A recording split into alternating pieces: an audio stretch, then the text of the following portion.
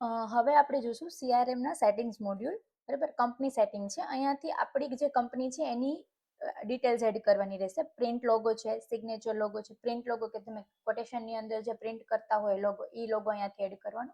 Digital signature તમારી પાસે હોય તો તમારે અહીંયાથી એડ કરવાની. બરાબર, કંપનીનો કોડ છે, લીગલ નેમ છે, ડિસ્પ્લે છે, પાન કાર્ડ નંબર છે. અહીંયા કંપનીની ડિટેલ્સ આપણે એડ કરવાની. જે ડિટેલ્સ તમે એડ કરશો એ કોટેશનની અંદર ભરાઈને આવશે. બરાબર, હવે આપણે જોશું UOM.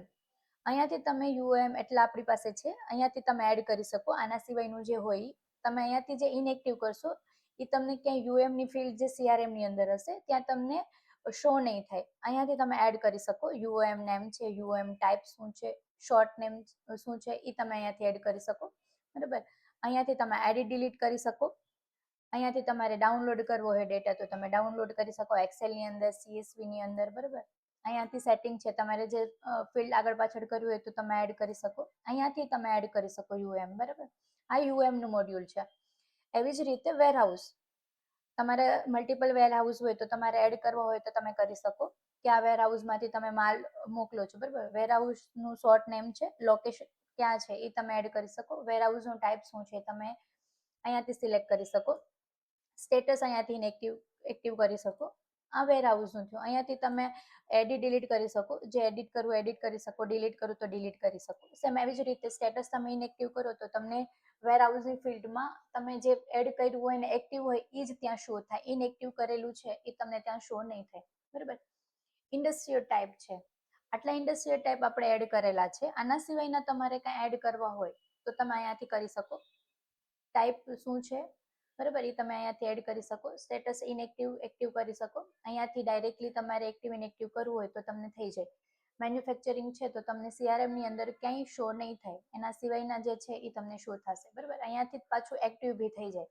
બરાબર, અહીંયાથી તમે કોલમ સેટિંગ કરી શકો, ડાઉનલોડ કરી શકો. જો ડેટા તમારે જોતા હોય તો તમે ડાઉનલોડ કરી શકો એક્સેલમાં, CSV ફોર્મેટમાં. બરાબર, GST સ્લેબ છે. આટલા GST આપણે એડ કરેલા છે. CGST, SGST, IGST, GST slab. બરાબર, તમારે જે ડિફોલ્ટ બાય ડિફોલ્ટ ભરાઈને જે જોતું હોય તમે એડ કરી શકો. અહીંયાથી યસ નો કરી શકો. સ્ટેટસ છે ઇનએક્ટિવ એક્ટિવ. તમારે જે 18% GST કે 10% GST માં જ વર્ક કરતા હોય તો એ બે જ તમે અહીંયા એડ કરો.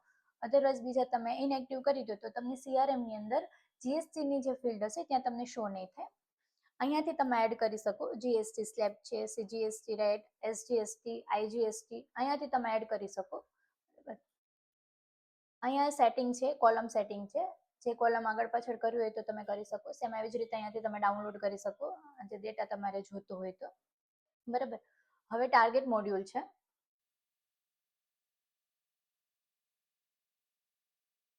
અહીંયાથી તમે એડ કરી શકો. તો યુઝરનું નેમ છે, આપણું જે યુઝર લિસ્ટ હશે એ અહીંયા તમને શો થઈ જાય. આપણી પાસે જેટલા વર્કિંગ યુઝર હશે એ તમને અહીંયાથી શો થઈ જશે. બરાબર, મંથ વાઇઝ તમને મંથનું ડ્રોપડાઉન આપેલું છે. કઈ મંથમાં તમારે અહીંયા યરનું છે કે આ યરની અંદર તમારે આપે છે. અહીંયા તમે રેવન્યુ ટાર્ગેટ તમારો સેટ કરી શકો. અહીંયા ઓર્ડર ટાર્ગેટ તમે સેટ કરી શકો. બરાબર, આ ટાર્ગેટનું ફોર્મ છે. તમે જેને અસાઇન કરશો એને જે ટાર્ગેટ જેને અસાઇન કરવામાં આવશે એનું નામ તમે જે એડ કરશો એના લોગિનની અંદર એનો ટાર્ગેટ સેટ થઈ જશે. બરાબર, આ ટાર્ગેટ મોડ્યુલ છે. અહીંયાથી તમે એડિટ ડિલીટ કરી શકો. અહીંયાથી ફિલ્ટરાઇઝ થઈ જાય. મલ્ટિપલ તમે જે આપો છો યુઝરને તો તમે જે યુઝરને ફિલ્ટરાઇઝ કરવું હોય કે યુઝરને મેં ક્યાં ટાર્ગેટ આપ્યા છે તમે અહીંયાથી જોઈ શકો. સેમ એવી જ રીતે મંથની અંદર બી તમારે મલ્ટિપલ ફિલ્ટર થઈ જાય. તમે જે 2 મંથનું તમારે જોવું હોય તો અહીંયાથી ફિલ્ટરાઇઝ થઈ જાય. અહીંયા ફિલ્ટર્સ આપેલા છે. બરાબર, અહીંયાથી તમે ટાર્ગેટ એડ કરી શકો. કોલમ સેટિંગ, ડાઉનલોડ કરી શકો ડેટા. કુરિયર માસ્ટર છે. ડિસ્પેચની અંદર કુરિયર જે ફિલ્ડ છે એનો માસ્ટર ડેટા છે. અહીંયાથી તમે કુરિયર એડ કરી શકો. અલગ અલગ કુરિયરમાંથી આપણે થતું હોય તો કુરિયરનું નેમ છે, કોન્ટેક્ટ પર્સન શું છે, કોન્ટેક્ટ નેમ છે, ઈમેલ, ટ્રેકિંગ યુઆરની પેટર્ન શું છે, એડ્રેસ શું છે એ તમે અહીંયાથી એડ કરી શકો. બરાબર, અહીંયાથી તમે એડિટ કરી શકો. કુરિયરમાં કાંઈ મિસ્ટેક થઈ ગઈ હોય આપણા ફોર્મની અંદર તો તમે એડિટ કરી શકો. સબમિટ કરશો તો અહીંયાથી તમને અપડેટ થયેલું જોવા મળશે. બરાબર, સ્ટેટસ છે ઇનએક્ટિવ એક્ટિવ તમે અહીંયાથી કરી શકો. સેમ તમે જે ઇનએક્ટિવ કરી દો તો કુરિયરની ફિલ્ડની અંદર તમને એ ના આવે. બરાબર, એક્સ્ટ્રા ચાર્જીસ માસ્ટર છે. કોટેશનની અંદર જે આપણે પેકિંગ, શિપિંગ, ઇન્સ્ટોલેશનના જે ચાર્જીસ છે એવી રીતે મોડ્યુલ વાઇઝ આપણે અલગ અલગ અહીંયા ડિફાઇન કર્યું છે. કોટેશન, ઓર્ડર, ડિસ્પેચ, ઇનવોઇસ એના પેકિંગના જે GST સ્લેબ છે અહીંયા આપણે એડ કરેલા છે. બરાબર, તમારે જે આના અલગ હોય તો તમે અહીંયાથી એડિટ બી કરી શકો. અધરવાઇઝ તમે અહીંયા ન્યૂ એડ પણ કરી શકો. અહીંયા ચાર્જીસ ટાઈપનું નેમ એડ કરી શકો. કયા કેટેગરીમાં કઈ મોડ્યુલમાં જોઈએ છે, કોટેશનમાં જોઈએ છે, ઓર્ડરમાં જોઈએ છે, ડિસ્પેચમાં જોઈએ છે, ઇનવોઇસમાં જોઈએ છે, એવી રીતે તમે અહીંયાથી સિલેક્ટ કરી શકો.